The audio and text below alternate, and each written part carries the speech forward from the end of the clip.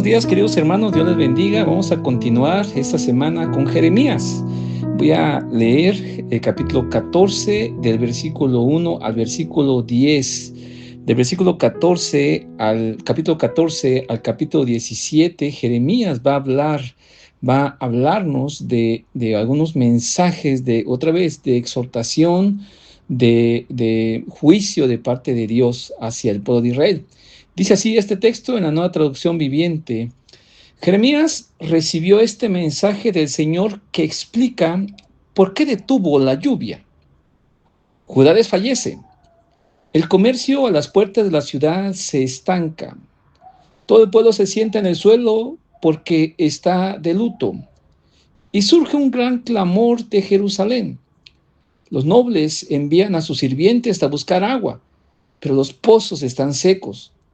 Confundidos y desesperados, los siervos regresan con sus cántaros vacíos y con sus cabezas cubiertas en señal de dolor. El suelo está reseco y agrietado por la falta de lluvia. Los agricultores están profundamente angustiados. Ellos también se cubren la cabeza.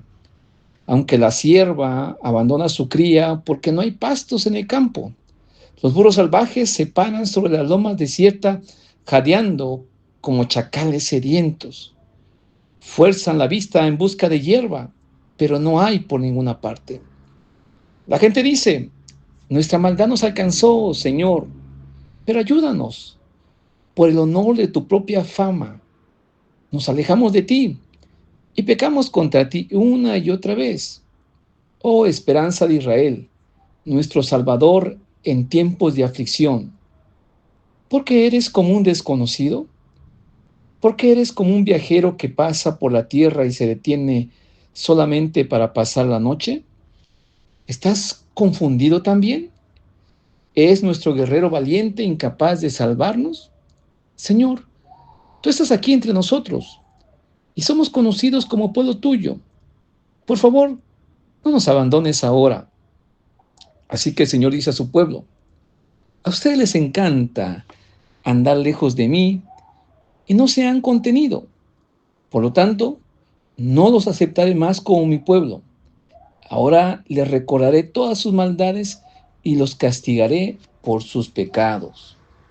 Qué pasaje tan difícil y duro que el profeta Jeremías está hablando hacia este pueblo, pues como estamos viendo una y otra vez, es un pueblo rebelde. Es interesante, hermanos, porque el profeta, fíjense que el profeta aquí hace un intercambio así de voces. Aunque parece un monólogo, él de alguna manera habla como si Dios hablara, después responde como si el pueblo estuviera respondiendo literalmente, y después otra vez vuelve a responder de parte de Dios eh, a este pueblo que de alguna manera está quejándose o está buscando aparentemente ayuda, y después el profeta de manera personal hace su súplica, hace su oración. Es así más o menos el modelo de las profecías de Jeremías. Aquí entonces vemos que el pueblo de Israel está atravesando una sequía tremenda. Fíjese que a diferencia de otros pueblos, los de Mesopotamia que dependían, y de Egipto que dependían mucho, en el caso de Egipto, del río Nilo, y en el caso de Mesopotamia, los asirios, babilonios, en este caso, que dependían del río Tigris y el Éufrates. El pueblo de Israel, si usted ve la geografía, y usted se da cuenta que no hay un buen río. Hay el río Jordán, pero no es muy caudaloso, no lleva mucha agua. Y está el mar de Galilea, y después está el mar Muerto, ¿eh? También, o sea que es donde ya no hay vida, ahí en ese mar. Pero esta agua no es suficiente para poder alimentar a un gran pueblo. Entonces, Dios había prometido que si ellos obedecían a su ley, a sus mandamientos, Él enviaría lluvias. La lluvia temprana, le dice, y la lluvia tardía. En Levíticos nos habla de cómo Dios promete y hace el pacto de que si ustedes me obedecen, yo le voy a enviar una lluvia temprana, o sea, para un tipo de siembra, y también una lluvia tardía para ya otro tipo de tierra. Si obedecen, yo voy a bendecirlos abriendo las ventanas de los cielos y voy a derramar bendición a través de la lluvia. Pero si desobedecen, la tierra se va a ver dura como el bronce. El cielo se va a ver fuerte como el hierro. Sí, o sea, se va a cerrar. No va a haber bendición y por lo tanto no va a haber prosperidad, no va a haber siembra, no va a haber cosecha, no va a haber ganadería, no va a haber nada. La lluvia, como sabemos todos, es esencial para el desarrollo de un pueblo. Y en este momento, como el pueblo de Israel había estado pecando años anteriores, ya por muchos años, y había sido llamado de parte de Dios para que se arrepienta y no lo hacía, precisamente expresa aquí el pueblo cómo está sufriendo, cómo está de luto. Dice, los nobles buscan agua, mandan a sus sirvientes para que traigan agua. Los animalitos están jadeando porque no encuentran el líquido vital. La gente, y algo que me llama atención, que dice el versículo 7, dice, la gente está reconociendo aparentemente, está entendiendo que, dice, la maldad nos alcanzó, Señor, pero ayúdanos, ayúdanos, por favor, por tu palabra, por tu justicia, por tu amor, por ti mismo, ayúdanos y abre las ventanas de los cielos para que caiga la lluvia, Dios.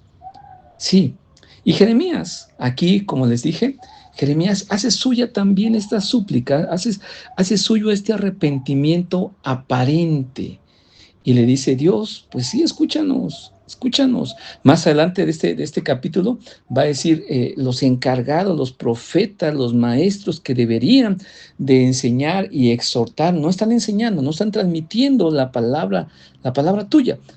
Entonces, de una u otra manera, justificando la rebeldía del pueblo para que Dios escuche y perdone al pueblo. Es cosa, es triste, mis hermanos, porque sí, el pueblo está aparentemente está pidiendo ayuda, pero ya es muy tarde, ya es muy tarde. Y no es tan tarde incluso para un arrepentimiento genuino, sino es tarde para hacer justicia. ¿Por qué, hermanos? Porque cuando muchas veces, en este caso, el pueblo de Dios está aparentemente pidiendo a Dios su ayuda, la ayuda debe de venir de un arrepentimiento sincero, de un reconocimiento de los pecados, de un reconocimiento de la maldad y con toda sinceridad confesar los pecados y buscar el perdón de parte de Dios. Y es triste porque este pueblo solamente, como he dicho una y otra vez, se acercaba a Dios por conveniencia, se acercaba a Dios como todo mundo.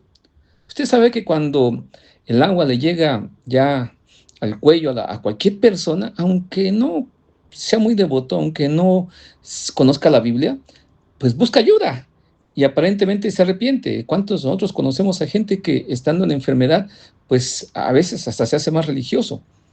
A veces hasta cantamos, escuchamos alabanzas, a veces hasta vamos a las iglesias, porque, pues sí, obviamente la naturaleza humana nos lleva a, de alguna manera a reconocer que necesitamos ayuda de Dios. Pero la pregunta es, ¿realmente ese tipo de personas o nosotros, cuando estamos en esta condición, realmente nos estamos arrepintiendo? Un arrepentimiento que nos lleva a identificar nuestros pecados, un arrepentimiento que nos lleva a confesar esos pecados y apartarnos, desechar completamente esos pecados. Realmente cuando estamos en esa condición de dolor, de tristeza, de necesidad, que nos lleva a decirle a Dios, Dios, ya no quiero seguir pecando y ya no voy a pecar. El pueblo de Israel había experimentado varias ocasiones esto. Y créanlo mis hermanos, que tenían un arrepentimiento, pero solamente era de dientes para afuera. Este texto nos anima. Dios desea que usted y yo realmente, ante esta situación que vemos en nuestro país, ante esta situación que vemos en el mundo, realmente nos pongamos a cuentas con Él y digamos, Señor, perdónanos. perdona mi vida. Jeremías no dice, perdónalos porque ellos pecaron. No, Jeremías toma los pecados también de su pueblo y dice, perdónanos Dios, porque todos los profetas de Dios, como Nehemías, decían, hemos pecado contra ti. Mis hermanos, este es un llamado para que igualmente tomemos los pecados de nuestra nación, de nuestros gobiernos, de nuestras autoridades, de la gente que está cometiendo maldad y le digamos, perdónanos Dios. Enumeremos con toda sinceridad nuestras faltas, nuestras fallas. Identifiquemos claramente en qué hemos pecado. Confesemos a Dios ese pecado y Él está dispuesto para perdonarnos y limpiarnos de toda maldad. Como cristianos sabemos que obtendremos el perdón inmediato de parte de Dios, pero también como cristianos y como estos pasajes nos muestran, que quizá vamos a sufrir consecuencias dolorosas, personal, familiar y como nación. Identifiquemos pues que nuestra oración sea esa. Identifiquemos los pecados míos, de mi familia, de mi nación. Enumeremos y le digamos a Dios, perdóname. Estar decididos a buscar realmente el rostro y la adoración a Dios de una manera sincera, total, absoluta. Pero también estemos conscientes de que hay consecuencias. Y como hijos de Dios, tenemos a veces que ser disciplinados. Y aguantemos con esperanza, aguantemos con gratitud la disciplina de Dios. Porque como dice Hebreos, que Dios al que ama disciplina, al que recibe por hijo, también lo disciplina.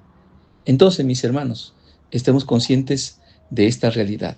La disciplina y el amor van juntos, pero eso nos tiene que llevar a un arrepentimiento sincero, verdadero, y veremos la luz muy pronto. Así es que en este tiempo de oscuridad y de necesidad, sigamos confiando en nuestro Dios que está con nosotros y que nos perdona y nos da aliento día tras día. Que Dios los bendiga.